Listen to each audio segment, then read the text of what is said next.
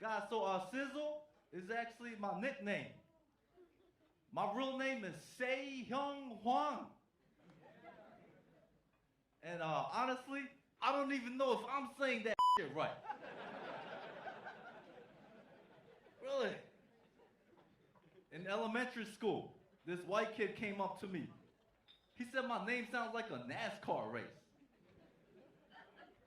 I was like, how so? And he goes, stay young. Wong.